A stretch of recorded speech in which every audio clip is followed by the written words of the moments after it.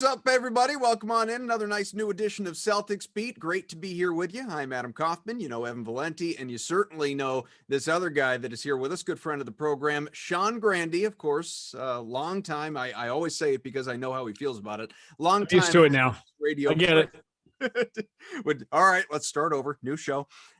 Sean Grande, radio voice of the Celtics, although you've caught him on TV from time to time as well, including very recently, just in the last couple of games. He's coming off an exciting kind of gutsy win, if you will, over the Knicks. And we have time for that, Sean. But, I feel like we wouldn't be doing, we wouldn't be doing right by you, by the Celtics family, if we didn't point out to our listeners, for anyone that may be under a rock and unaware of it, there is a new Celtics podcast, and I'll tell you what else. It's not even part of the CLNS family. I'm being that kind. It is produced by the Boston Celtics themselves, and Sean, along with Abby Chin, NBC Sports Boston, Mark D'Amico, of course, from the Celtics, digital reporter, content creator over there. All of the names that I have mentioned are part of this program from time to time, even Kendrick Perkins as well. The four of you hosting a new podcast, View from the Rafters, a deep dive behind the scenes with the Boston Celtics. So one, congrats. You and I had obviously once upon a time talked about doing a podcast. So I'm glad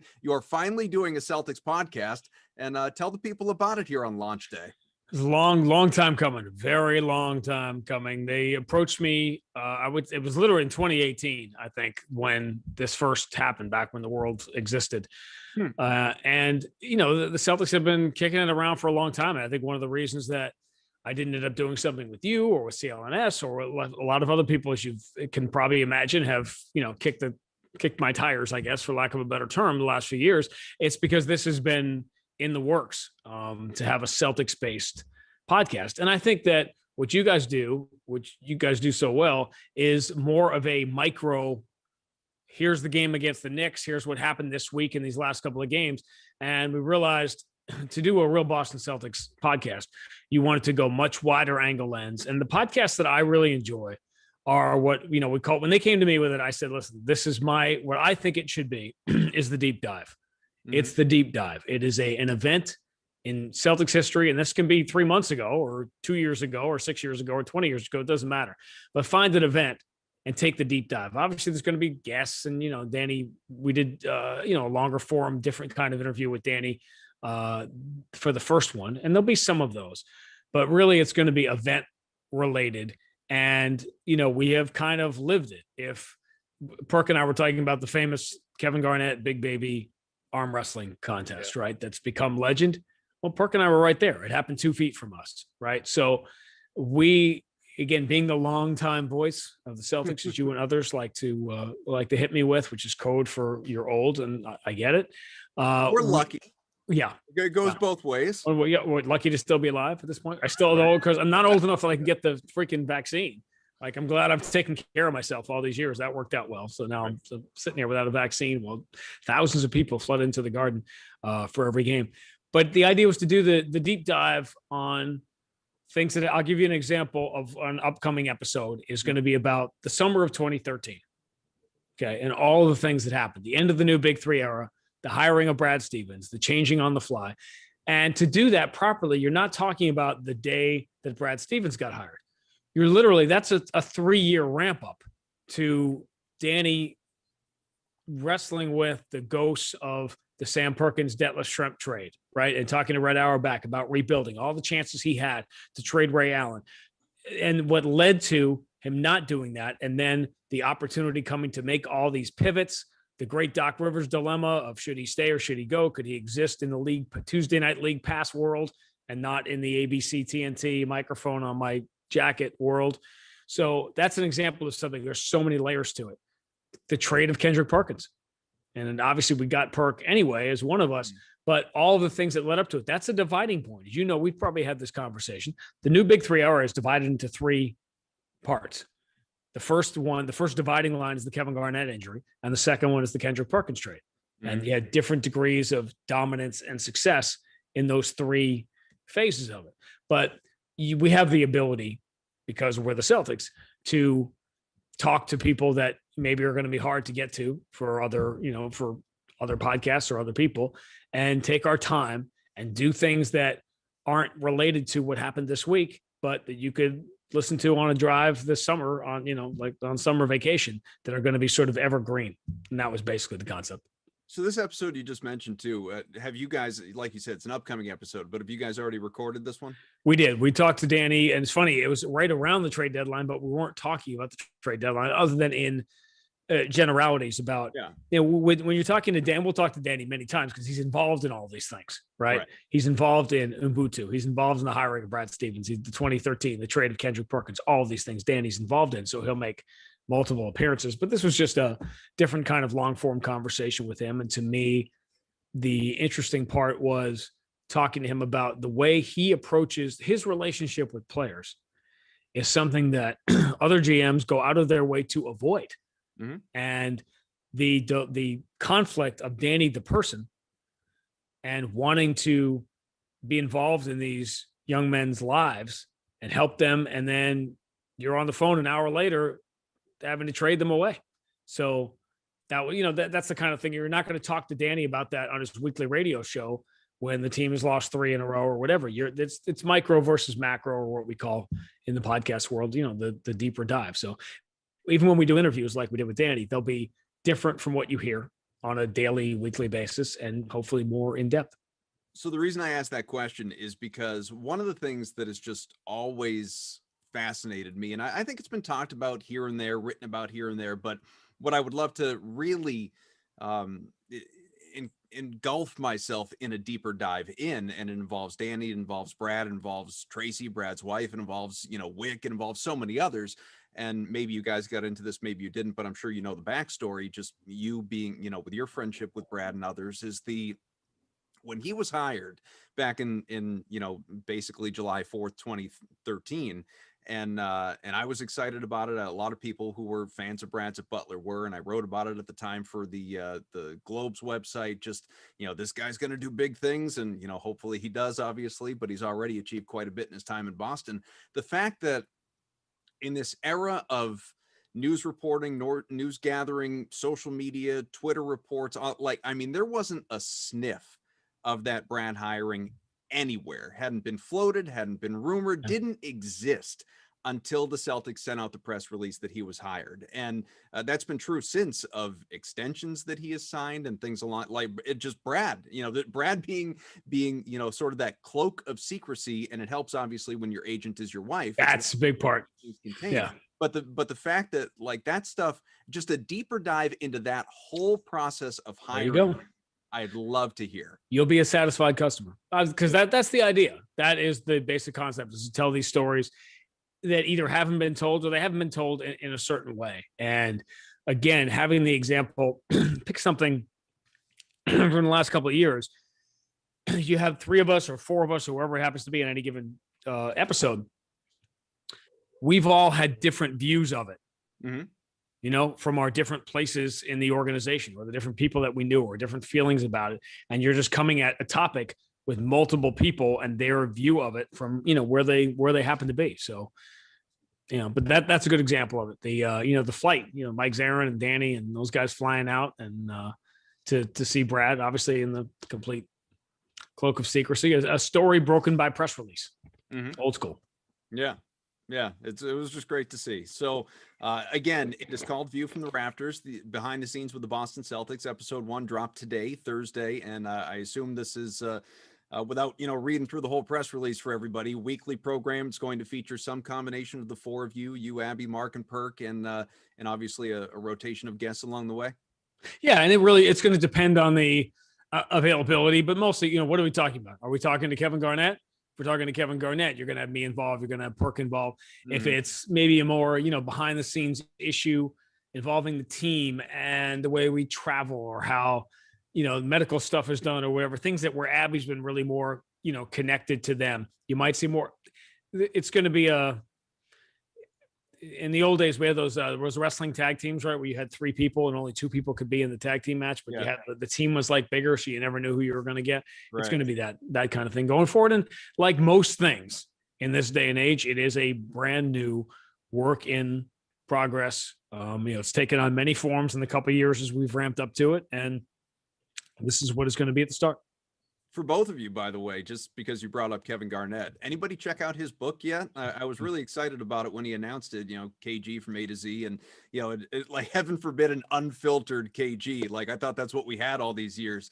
And now for it to be in book form, and obviously you, Sean, know him significantly better than either of the two of us, and most people for that matter. What have you had the chance to read that thing yet? I did. And it's funny. It's interesting. It's sort of gimmicky, right? In the way he put it together, and it's sort of something I'm excited about for the Inevitable podcast when we eventually do it, is that it doesn't really tell the whole, tell his story in a traditional way.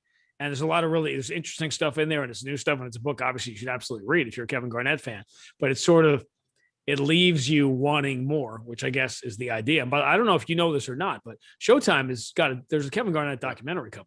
Yeah. Over the summer. The trailer is electric. I've watched it like 20 times. It looks awesome. I can tell you the trailer yet. I got to check it out. I'm not sure who else. I know I sat down with them they asked me to come for an hour, and I was there for about 2.5 hours of stuff. So I'll be one of those people, right? That's in the Kevin Garnett doc. So I'm excited about it. I know they talked to Mike. I know they talked to Max, maybe Scal, but it's no shortage of, you could do a mini series certainly on KG. That's awesome. That'll be a lot of fun. Well, again, check out the podcast. Obviously, we'll have more time to get into KG as we get closer. And hell, I mean, we haven't even done the Paul Pierce thing. I don't know if we're going to or not. Maybe we'll save that for a little bit later. What's going on in his life at the moment? Let's talk about this team, Sean, because it's interesting, for lack of a better word, not always entertaining. I've remarked over the course of the shows this year, this is really the first team under Brad that I have honestly found myself hate watching a lot of the time. It has just been such a frustrating team to watch. More often than not, the inconsistency, and that doesn't fully account for, things that have been, completely out of their control. COVID issues, injuries. I mean, they've been hit harder than any other team in the NBA. Their, core players have been together less than anybody. So they have and they wouldn't call them this, these are my words, they have their built-in excuses, certainly, that have played into why they are where they are, which is a 500 team at the bottom of a crowded East with regard to playoff teams anyway, 7th right now after squeaking by the Knicks in what was a good win at the Garden. But bigger picture for you, like, it's easy for me, obviously. Here's what I think of the team. You're closer to the team, not as close as normal here in COVID times, but you're closer to the team. You're there. You're watching intently. Where does this team rank for you, just in terms of watchability and your enjoyment as a broadcaster, compared to teams in recent years? Well, it's low. It's like everybody else. We're watching the same thing that you guys are all seeing. I'm saying the same things every night, seemingly. And, it's interesting because we're talking at a really fascinating time, because it's the fact that you could talk about a 2-point home win against a 500 team as being significant. Yet the way that the way the game unfolded on Wednesday night has potential to be significant, because they haven't won really a game like that this year. That was just straight gut check. But I think one of the many frustrating things about this team is evaluating them, because you can say, man, I hate watching this team, to which you could easily on the other side say, which team? What team? Yeah. The team Kemba Walker plays on? The team where you didn't have Marcus Smart? The team where Tristan Thompson was out for 3 weeks? The team where now you finally fill the Gordon Hayward spot with a 20-point scorer off the bench, and he goes down in protocol and now is going to be gone for 2 weeks? What team? So the problem is there are legitimate issues there, and you have to try to meld them somehow with all the other stuff that's happening to say, where should this team really be? If they're 500, realistically, through 52 games, how many wins should they have? 30 and 22 is a pretty good record. Is this team, have they been healthy enough to earn that? And I think it starts with the great double standard of last year, which is that people want that again, yet they had no appreciation whatsoever, seemingly. That's when I say people don't appreciate it. It's the loud, the talk show voices, the vocal minority on Twitter that typed loud. You start with this. I think last year is destined to be one of the most unappreciated Celtics seasons in history. That is the second best team the third best team in the last 30 years. It's the third best Celtic team. 08, 09, and 20 are the three best Celtic teams in the last 30 years. That's how good they were last year, and put together a run in which they not only won all those games and got to the conference finals, they had a chance. One of the things people hated about the 2019, and you certainly can't say it about this team, is that they were in every game. They had a run from February up until the last game of the conference finals where they literally had a chance to win every single game. All the metrics, the offensive rating, the defensive rating, the scoring margin, everything you could come up with. This was an elite team, and they were the third best team out of 30 in the NBA. But for people around here, that wasn't good enough. And so at some point, you shrug your shoulder. Like, you lost Kyrie Irving, Al Horford, Terry Rozier, Marcus Morris. You got Kemba Walker, who was healthy for part of the year. That's what you got in exchange for that. And you got significantly better. And again, with the third best team out of 30, that's not good enough. Okay. Well, I'm glad your kids constantly get A's. And I'm sorry if they don't, I feel bad for them when they come home with an A- or a B+. It's probably an unpleasant place to be. But I think we've lost sight of that. And you and I have had this conversation before about when you have a high for 20 years, like Boston has had, it's hard to get excited about the conference finals. My first year with the Celtics, that team hadn't been in the playoffs in 7 years. They go to game 6 of the conference finals, and you remember they wanted to have a parade for that team. 2 years earlier, they literally had a parade for a player who won a championship on another team.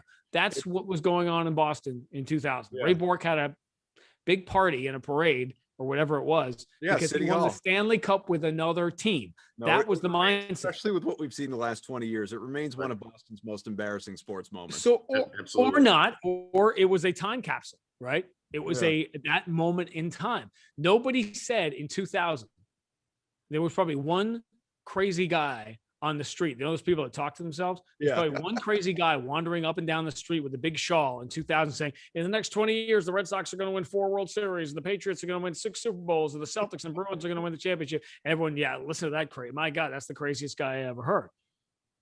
And yet that happened. So I get at some level why the conference finals isn't as exciting as it was 20 years ago. But we got to have some sense of the realistic nature. And then the bigger picture issue, which is, to me, this was a transitional year of leadership in which all of a sudden Jaylen Brown and Jayson Tatum, it became their team. And I've said this in some ways, and this sounds like I'm hitting those guys, and I'm not, but it's very normal and a very natural evolution. But when those two guys stop waiting for someone to come and lead them and start leading themselves, that's when this thing is going to turn around. I think Jaylen has done it a lot this year. I think a lot falls on Tatum because a lot is expected of him because we know who he can be as a player. But being 23 and 24 years old, and Tatum just turned 23, Paul Pierce, when he was 26 or 27, came out to a post-game press conference in the playoffs with his head wrapped like Ebenezer Scrooge. He was a lot older then than these guys are now. It takes time to become leaders, and I have faith that these two can do it. But man, how many times this year, Adam, have we looked down on the floor? There were moments in the fourth quarter, some of the Kemba games when he was out, when Marcus was hurt. Robert Williams is the oldest player on the floor in the fourth quarter. Yeah. Hi, have we lost? I know everybody, we're Boston, we're the Celtics, we're championship driven.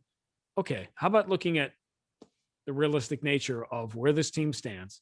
And that is an exceptionally long play-by-play guy's answer to the question that the Celtics are not one of the elite 5 or 6 teams.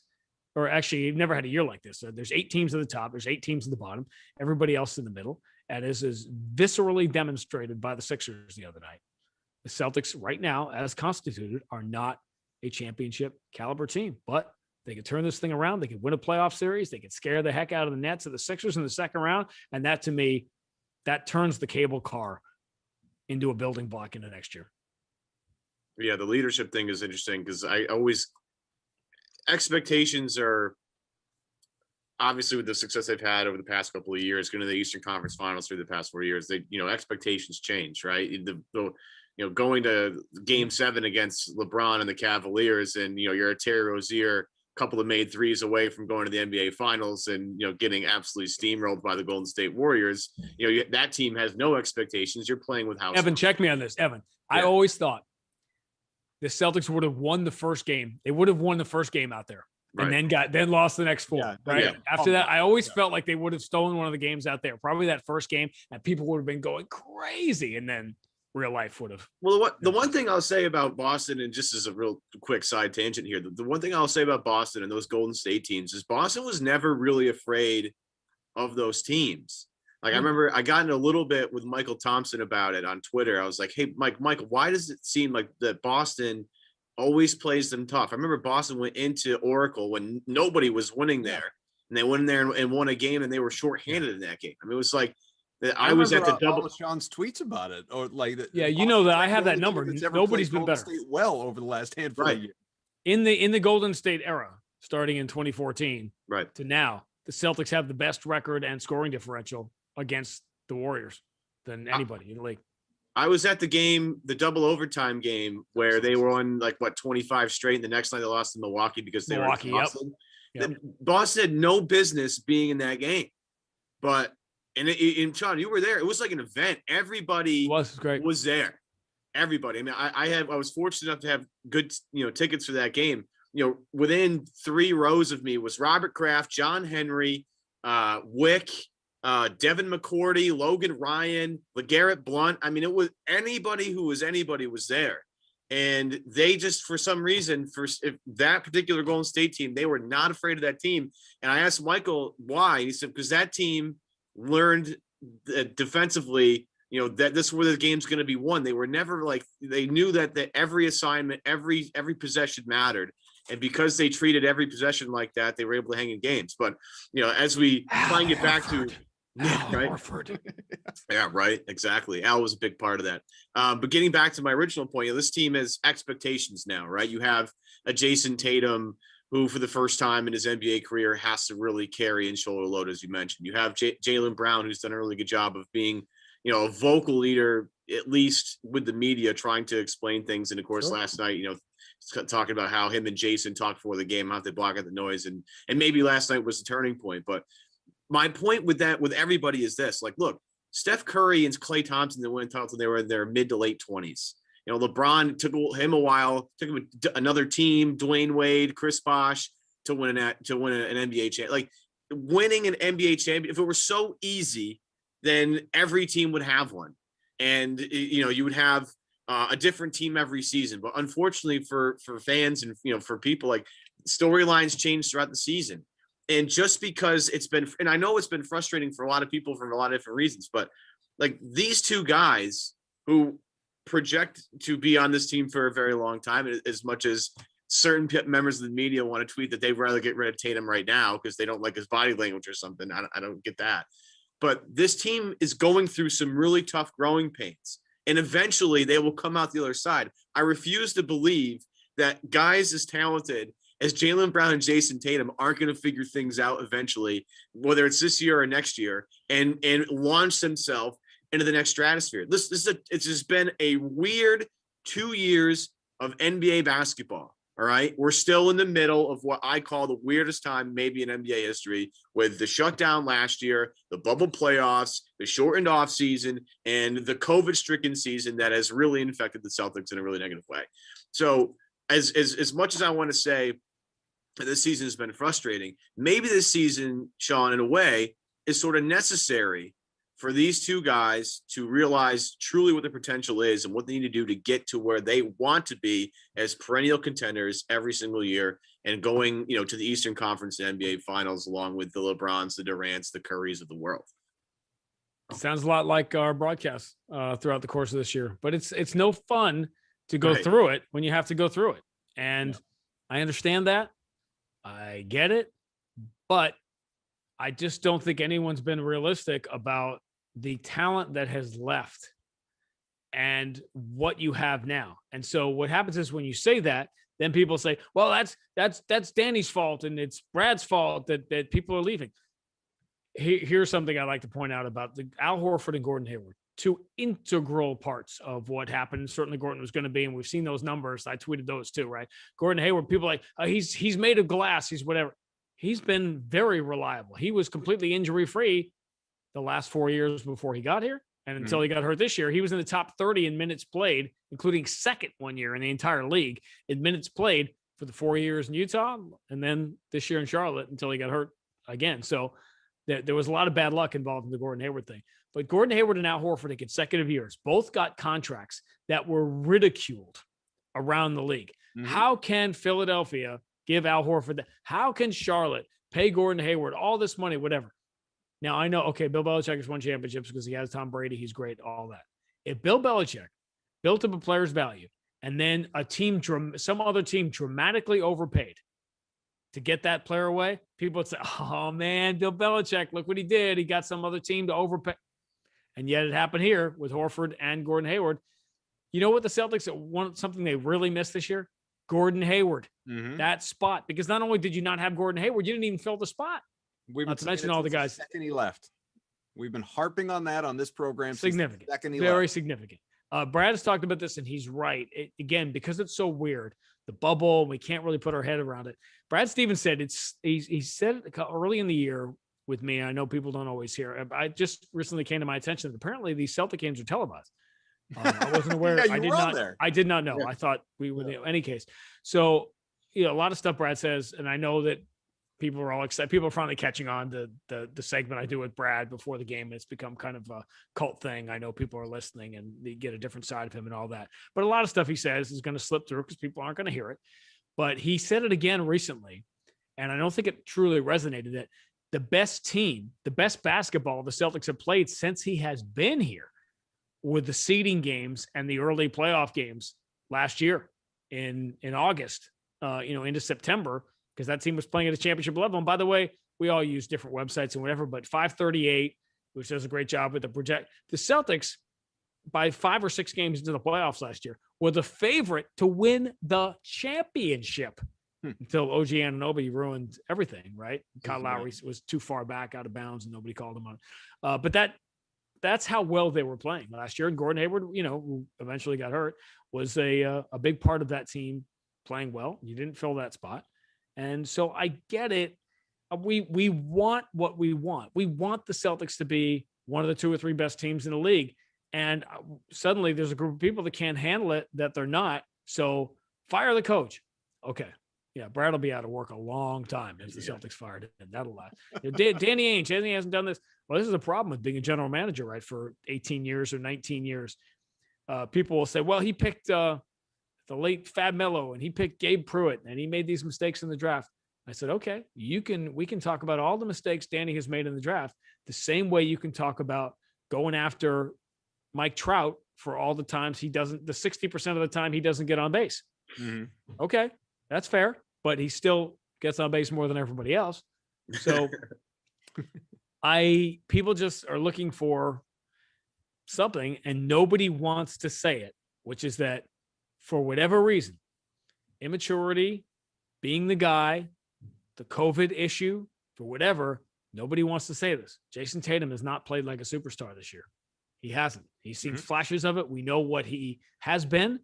We know what he can be. He's still crazy young, but this is a transitional year for Jayson Tatum as he continues to figure out who he is going to be. And that's the reality of it, is that Jaylen Brown, all-star level, first few weeks of the season, and he dropped off when Marcus Smart got hurt, which I think was not a coincidence.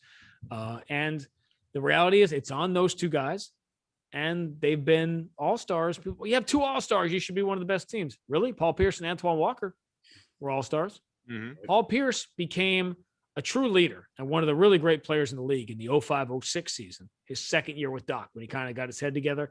I'll tell you 2 things about that. Number 1, he was 28 when that happened. And number 2, Celtics didn't come close to the playoffs that year. And that was a really good year for Paul Pierce. So I know patience is no good. You can't preach patience to all of us who've had to wear masks for the last 14, 15 months. We're all sick of it. We have no patience for anybody or anything because of the times we're living through. But I would phrase it like this. The Sixers right now are on a different level. They're an elite championship caliber team. And that drives Celtic fans crazy. Because you know what Celtic fans forget? The last few years when you have been beating their ass over and over and over and beating them 8 out of 9 in the playoffs. Joel Embiid did the Pedro, they're my daddy thing last year. And you don't think eventually you can't beat everybody all the time, every year, over and over and over again. And the Sixers are geared up to play the Celtics because they've been beaten time and time again by the Celtics. Remember what happened last year? They won the first 3 games, the regular season series, and sent out a tweet. Right. The team sent out a tweet saying, we won the regular season series for the first time since whatever. How'd that look after the sweep in the playoffs? They dropped the confetti early again. So, when I talked about this when I first came in the league, the Bulls had been so good, right? The Jordan Bulls had just finished their run when I first came in the league. And Sam Mitchell, who was on the team I was doing, the Timberwolves, said when we were going into Chicago, and they said, if you can beat the Bulls by 50, he didn't care who was still on the team then. If you can beat them by 50, you beat them by 50, because when the new Big Three Celtics went into Chicago or Charlotte and they won the game by 30, we went on to the next town. That team remembered it. And the same way the Sixers remember all those games. So eventually you're going to have to take a beating one of these years. And here's a year where the Celtics, in my view, still have a pretty good shot to get in the final 8. Final 8. We don't care about the final 8. We're Boston. Final 8 out of 30 with where this team was over the last couple of weeks. That'd be a heck of a save of this season. And it's still very possible. So, Sean, something that Evan and I were talking about before the show, and I think that we've really, last night post-game listening to players was a real focal point for it. But even a couple days ago with Marcus Smart's comments, I think that was the night you were doing TV. So I think it was with Max and Wallach at the time post-game. But, first you had Marcus calling out, the CLNS family here, yet calling out the Garden Report for being critical of him and his defensive play, specifically A. Sherrod Blakely, who, as we know, has a podcast, the A-List, part of the podcast and networks here that we've got at CLNS. So Smart calls out Sherrod and the Garden Report. And then you have Tristan Thompson calling out Kevin O'Connor by name post-game, after the report that he's not liked. He's I've been in the league for, forever. Find me one teammate that didn't like me, and all the stuff that had gone on with KOC and Chris Vernon as well from the Ringer. And obviously, Jaylen and Jayson, as was brought up earlier in this show, those guys talking about having a conversation, not getting down after that loss to the Sixers, going into the game against the Knicks and playing the way they want to play. Just, Jaylen say, just be Jaylen out there, just have fun, just play basketball. And even acknowledging that, some of the things that are said by the media, by people like us, by people that are, on talk radio, talking heads on TV, they hear the noise. They haven't, it's not the Bill Belichick mantra of block out the noise, eliminate the noise. They haven't been able to do that. It's really gotten into their heads. There's real estate in these athletes' heads, from, schlubs like us, and at least I'll speak for Evan and I won't include you in that, but, idiots like us ranting on about how we feel about what these professional athletes are doing out there on the floor. And it is impacting them. It is preventing them from having honest conversations with themselves, from talking and getting on the same page. Again, not my words, Jaylen's. Is there a sensitivity there? Is there I don't want to say softness, that's not the right word, but what is it that you attribute all of that to that has contributed, obviously, to what they've done out there on the floor this year? Human nature, because that certainly is. And it's hard to block out. I think the Tristan Thompson one is different only in that when you're talking about being a bad teammate, the teammates don't like you, that feels a little different than the Marcus Smart criticism. I think Marcus was doing maybe a little bit of, and it was really funny because obviously he did the post-game interview on radio and let one fly. I literally, one game I go over to TV, we have an FCC violation by the time I come back. We got, Hey, now your fault. Now your fault. I know. It's like, I wasn't, I was 5 feet away, but I was over on the other, I was on the other side. I thought it was interesting that Marcus felt that way, but it reminded me a little bit of, Kevin Garnett would do stuff like anything, we'd roll our eyes, right? Anything to create an issue to be fired up about. Like, these mattresses in the hotel don't have tags on them. They don't respect us. It's not anything, right? You took that personally. Yeah, exactly.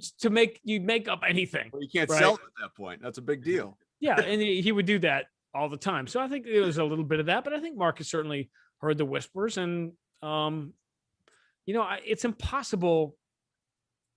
There's never been a harder time to block out the noise, right? I had a conversation. I'll tell you this, guys. I had a conversation with Brad Stevens off the air last night. We talked about this thing because I get frustrated sometimes, and we've already referenced in just talking for a few minutes that one of the things I do with Twitter, and I've, messed with it over the years, and when you're in, right? You can't get out. I use it when I'm doing radio. I supplement our broadcast with stats that I don't have time to go into. I came up through television. It's television. Obviously, I'm not tall enough to do a game with Scal, but I came up through television. I put stats up on that are interesting to me as TV graphics because that's sort of my background. So you'll put a stat up there, and people sometimes they get so argumentative and so CNN, Fox about everything that they want to argue, not only argue statistics that are facts, they want to take an opinion, instill it on you so that they can argue the other side. So the other night we had this beautiful symmetrical, I like, symmetrical mathematical stuff. And at one point in the game the other night, Joel Embiid had taken the exact same number of free throws as the Celtics in the season series. They had each taken 50. That's a great TV graphic, right? It's a great looking graphic. So I literally, I created it and I tweeted it while doing the game because apparently I don't have enough to do. So I do that. And people went in it for whatever reason, it went crazy. And then people are saying, well, over here, you're like some Celtic fans are like, but the referees are screwing us and whatever. This is ridiculous the way they're screwing us. And then you had other people over here say, well, the Celtics, that's all they do is take jump shots, Grande. Obviously, they're not going to get to the line. And I'm like, okay, people, I did not insert an opinion into this. Is just a statistical fact that is interesting to me. And it also gets annoying because that's what we say on the broadcast is that the Celtics are said that Joel Embiid is doing work on them. It's not about, but people just want to argue. And it was Brad said to me last night, he's right. Something Jeff Van Gundy had said to him about how taking all this stuff seriously. And maybe it applies to Marcus Smart. Maybe that's why it was on his mind, which is don't listen to opinions from people that you would not ask for advice. I thought, well, that's pretty good. And in the Twitter world, a lot of guys and players, I wish they would do it. Certainly not mentioning anybody by name, Kevin Durant, get off social media because it doesn't help you. There's no reason to engage. In my job, I consider people, it's so funny they call them followers because I've always considered them customers. My job is to serve Celtic fans in any way possible. And there are times that I remember having just dragging a couple of people once about something that was, I had like a number reversed or I'd left somebody out and people went crazy about it. And I said, okay. And I wrote this little thing and posted it. Like, I'll tell you what, I'll try to be better. I'll try to be perfect, not make mistakes, all this other stuff. But everybody needs to sit a couple of plays out here and understand this stuff online. I do it for fun, for free, as a service to customers. And when you lose your minds about stuff, you're essentially coming at me because I'm painting park benches for community service and I missed a spot. Like, get it. And there's a great line. Who's I forgot who's the original Office guy who's like hosted the Ricky Gervais. Yes, Ricky Gervais. He had the best line ever about Twitter, which is that criticizing someone on Twitter for something that they tweeted is the equivalent of stalking someone and then complaining that they walk too fast. Like you're that I don't know what else. I'm not charging you for this stuff. I'm just providing a service. And to me, I loved it because it was a way to reach, Max and I are performers without an audience. And it's a way to interact with the fans that we don't get to interact with. So I love that at the start. But that, again, tying it all back to Marcus Smart and stuff, listen, use it. Use the noise. If it motivates you, go crazy. But how seriously do you need to take any of this stuff? And I think if Marcus Smart really was tossing and turning a night over something A-Sherrod likely said, that's a problem. I'm just not sure it's true. Yeah, I agree with that. And there's just been a lot of noise this year. And it comes from people trying to figure out, because we all want to be experts, right? We all want to figure out, why is this team not performing the way that, well, it's got to be this, or it's this, or it's that, or it's this, or it's that. And it just comes from a natural frustration. And, we've vented on this show a million times about what we think is wrong, because that's we think that's what our job is, and to find a way to diagnose this is what's really killing the Celtics. And again, that gets back to the frustration this year. And the thing with this team is, it's hard to block out noise, as you said, in this particular area of this era of social media where everybody's constantly on Twitter and everybody has an opinion about something. But like, the thing that we also have to acknowledge is like, this team does have real problems. Like, as I've talked about what I feel like every single week, the hallmark of Brad Stevens' teams have always been their defense. This team defensively is a nightmare night to night. You see defensive lapses you aren't used to seeing. And you try and figure out whether that's a Brad thing or a Danny thing or a players thing. And the rational response that I've tried to say to everybody is it's collectively everybody's fault, right? When the Celtics are down every rim protector against Dallas and Luke Cornett's out there trying to, block shots and deter people from the rim, and, Porzingis is just, brushing him aside. That's, an unfortunate part due to injuries. It's an unfortunate part due to, some trades that have happened this year, Al Horford leaving, all those things. Everybody's just trying to play doctor and trying to assign blame in certain areas because it makes you feel better, right? Oh, well, Marcus Smart's not up to snuff defensively. It's like, well, okay, you could point out some examples of that, but then you watch some of the things he does, last night where he, does some heroics and literally wins them the game in the fourth quarter, right? He was 1 for 7 prior to, 5 or 6 minutes left in the game. And all of a sudden Marcus heats up and offensively, carries the team and everybody's singing a different tune.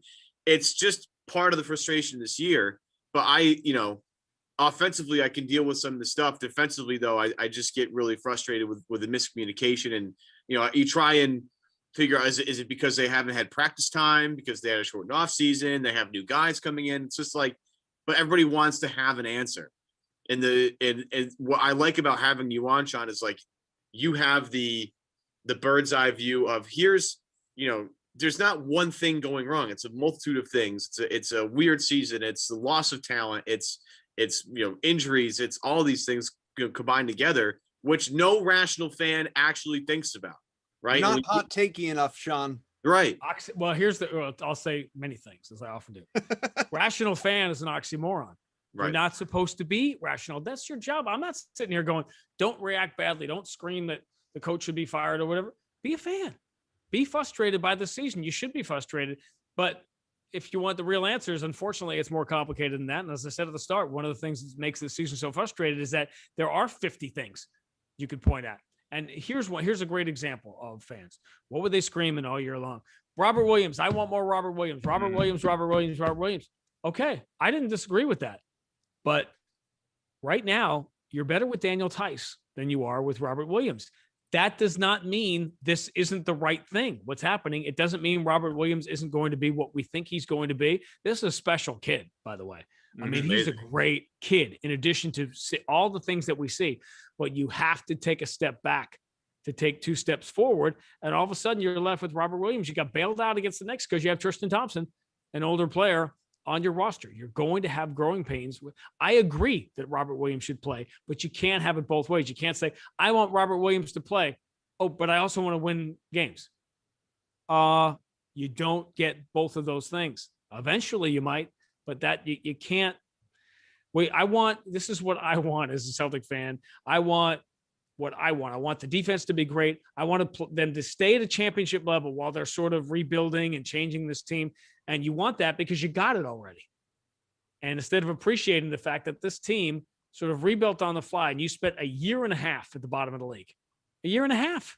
Other teams have been down there for 6, 7, 8 years trying desperately to rebuild or get back to the top. And you have a team that's been to three conference finals in the last 4 years. And again, there are people say, conference finals, we're about championship. All right, why don't you call everybody else in the league? Why don't you take a little survey around the league? Why don't you ask the Minnesota Timberwolves, who are coming in tomorrow, how they would feel about going to the conference finals 3 times in 4 years when they've been there once in their franchise history, when they haven't won in Boston since Wally Zerbiak and Kevin Garnett and Flip Saunders was their coach. It's been 16 years since the Minnesota Timberwolves won a game in Boston. Sacramento just won here for the first time in all that time. So you got to have some perspective on what success is. in the NBA. I saw a random tweet from somebody, I don't remember what it was about how come we don't celebrate teams getting to the Final Four in the NBA the way the Final Four celebrate, and obviously different animal on a variety of levels, but there's something to that. I grew up, because I'm the longtime voice of the Celtics and I'm so old, I grew up at a time where baseball only had the 4 teams, right? There was no wild card. There was no, I grew up in the 80s. So you got to the league champ, and that was a big monster deal when you got to the league championship series and you were one of the final 4 teams. So, I think it should be in the NBA too. I'll we got a whole bunch, but I'll give you one Twitter question because there was a nice, good, rational, forward-thinking one that you can answer before we let you go. And that is from Jeffrey Egan. Asked, we've seen so little of Romeo Langford the past couple of years. I have no clue what to make of him. Seems to have pretty good defensive instincts, some offensive versatility. What do you, being me, Sean, Evan, what do all of you think his ceiling looks like? What's his best case 3 to 5 year trajectory? I mean, who knows? That's the thing, is we don't have any earthly idea because he has not played. But you see you see the clay, right? You see the block of clay, the raw materials where you're starting, the things that you're starting with. I always say this about players. Rondo is a great example of this. He started with things that you can't teach. Give me a player like that to start with, and the defensive instincts are ridiculous. They're off the chart. But he hasn't played. And obviously Brad and I have been joking about, I think I had Brad on for the last game. I said, after everybody had been talking about Romeo all year, as if he was going to be the difference maker. Right. And I just asked Brad, just as I always do, very dry and straight. You think it's too late for him to get in the MVP race, or is there enough time left for that? Whatever, because, people are going to overreact, but I think you see why the Celtics value him so much, because in this 3-and-D era of the NBA, which you have the right start with Tatum and Jaylen Brown, right? Because those are the players that you want to have in this era. Romeo Langford certainly starts athletically, defensively like that. And even as we're talking, he hit a 3 last night. This guy made 5 threes last year in his rookie year. He made 5 threes, and he did a step to the left, like a 3 you don't try unless you think you're a 3-point shooter in the league. And it was sort of eye-opening. Not just that he made it, but even that he would take a shot like that. So it's certainly intriguing. But if we think Robert Williams is a project, and he is in a lot of ways, and like so much trajectory left for him, Romeo's way behind him as far as minutes he's played and being on the floor in a year when you're not getting practice time. And by the way, don't discount this, because the Celtics had needed all these guys. No G League for the Celtics this year. No bubble games where you could develop guys because you needed them on the roster. And you're talking about Luke Cornett having to play. Luke Cornett had to play that OKC game, and he saved it because Taco got the first call. Taco was the first guy. And when it didn't work with Taco, then you went to Cornett and Mo Wagner, because that's the year it's been for Brad Stevens, just trying to find, can I get some healthy bodies here? In a COVID year. And it's like when Atlanta fires Lloyd Pierce, I'm not getting involved in other people's businesses and other organizations, but I question anybody changing coaches or GMs or doing anything. To me, it would have to be very dramatic to make a change in your organization based on the bubble year last year. I mean, last year we had 80% of a normal season last year. This year, with nothing about it has been normal. Right. So I'd be very leery about making organizational decisions based on anything that happens this year. Yeah, it's been weird. No doubt about it. Many of the stuff many of the things that we touched on during this show, Evan and I have certainly been harping on in past shows, especially the whole give us more Robert Williams. Although at least, we stay on the rational side, being we want him. I think I speak for Evan here. We want him to learn through failure. If you lose a game here and there, you lose, because we believe that, as you alluded to, Sean, there's something special there. He got 30 minutes of Joel Embiid University the other night. No substitute for that. I mean, that was, right. As I said in one of the calls, I said Joel Embiid just signed his report card after he had him in school all night. Yeah. We've got torture chamber of Joel Embiid for sure. It's not easy. You wouldn't know it the way we've been talking, but the Celtics have won 3 out of 4 and have one more game on this homestand, 7:30 Friday night, and then they hit the road for a few. And, we're obviously more than halfway through this season at this point, 500.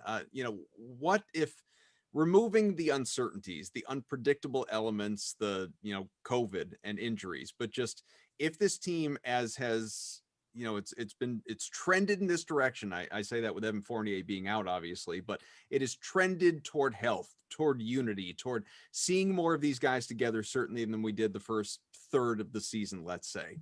What do you believe they can be down the stretch here? Well, I think the season clearly to me is about getting to 5 in the East. Obviously 4 is better than 5. You want to be 4. Although again, I'm leery about home court advantage because even that we're getting closer now, but we don't know in 2 months if a team that worked all year to get home court advantage, maybe they won't have fans and the other team they're playing will. We don't know. We think we know. We have no idea what the playoffs are going to look like with fans and arenas and what home court advantage is going to be. That said, you want to get to 5 because if you don't, forget the play-in thing. If you get to 6, you avoid the play-in. That's like one of those things like, whoosh, we barely made it. And then you look around and there's Giannis. So that's, there's like this comedic thing like, oh, we made it to 6. We avoided the play-in. Okay, well, now go play those guys 7 games. So clearly you want to get to 4-5. And I don't know who's going to be there. I think the Celtics certainly will avoid the play-in with the remaining schedule and just, again, the way it's trending. And eventually you got to figure they got to be healthy at some point. I think Charlotte will fall. I think New York is going to fall down to the play. I've said this from the beginning, and then they lose by 40, and I look stupid. I still think Toronto is going to find their way into the play-in. And you watch, they're going to be a dangerous team, right? They'll have Lowry and Van Vliet and Siakam, whatever, and they'll be in the play-in, and they'll get a new lease on life, which will be interesting. But I think the upside for this team to me is getting into that 4-5. Winning in the first round, which is going to be tough. Like, oh, you get Atlanta instead of Milwaukee. You got, Atlanta beat you pretty good, 2 out of 3. So that's a tough team, and they played better under Nate McMillan. So there's no easy playoff series. But to me, the Celtics putting together a decent run here in the final 20-plus games, getting into the 4-5, winning in the first round, and then going to Philly, going to Brooklyn, and putting a scare into one of those teams, maybe a deep series, maybe winning a couple of games in that series. That to me is the upside.